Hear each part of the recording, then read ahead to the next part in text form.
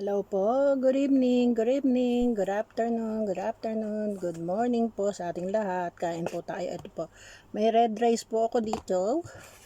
Tapos may fried meat. Kain po tayo, fried meat. Tsaka may patis ako at may lemon. Kain po. Thank you Lord.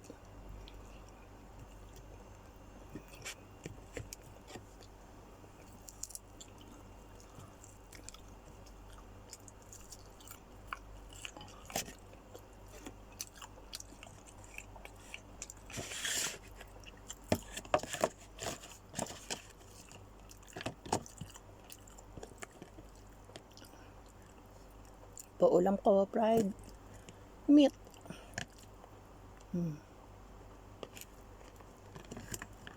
Fried meat.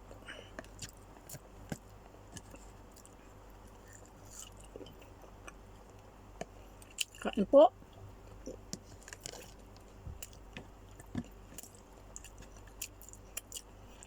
Asim ng lemon.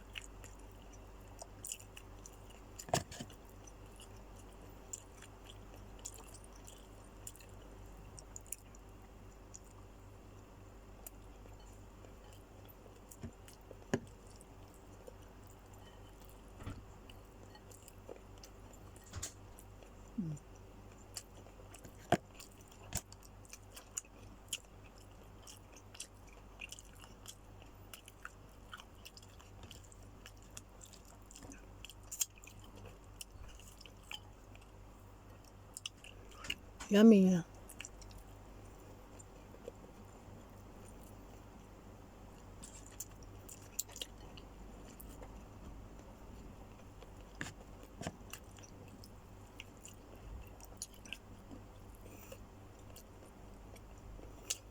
Nag-fried po ako itong baboy.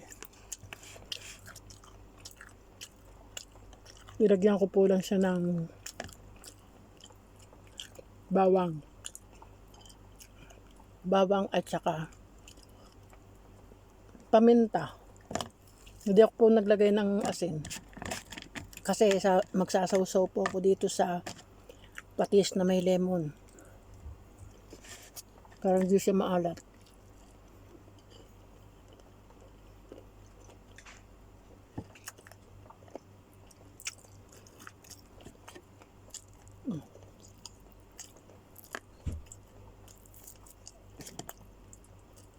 Yun lang po. Ang taba, ayokong kainin.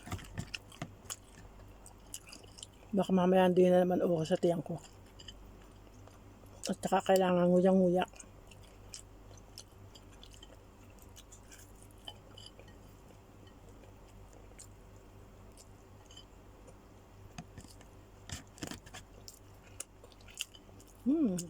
Asim.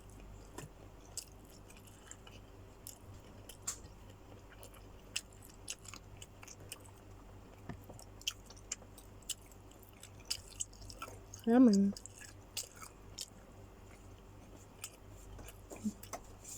Sarap. Ay, dito ang aking inakay. Dumating yung anak ko, kaya inop ko muna. Nag-exercise siya. Kasi pauwi niya naman, kaya paganda ng katawan. Ganun talaga. Para sexy sa asawa niya.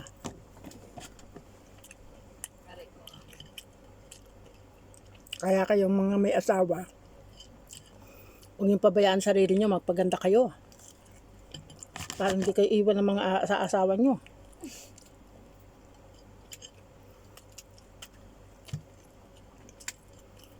Kahit na tayo malayo. Para pag uuwi natin, bao. Ang asawa kong maganda, sexy. Diba?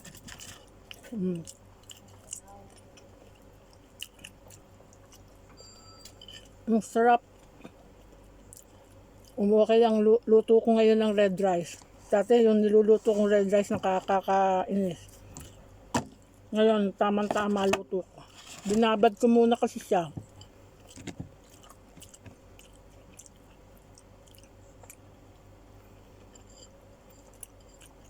Kaya tama lang siya.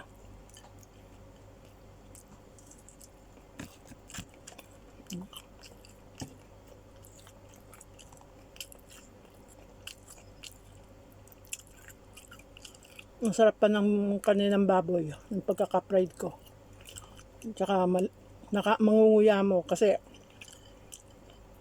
ang technique ko po, baboy, pag gusto mo talagang manguya mo, tatatadin mo yan para maging yung kanyang karne lumambot. Kahit na wala kayong pang bayo pa na ganyan, pang martilyo, yun kahit yung inyong ang inyong kutsilyo gamitin nyo. Okay na yun. Nangunguya ko, ang yummy niya. Sarap. Kaya lang, di ako pwede madamihan ito.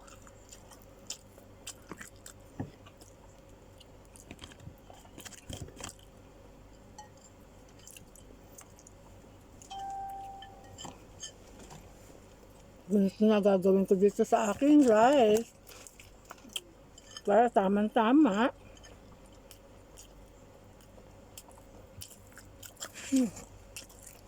Sarap. Kinakuha ko ng konting kanin. Ay, ito,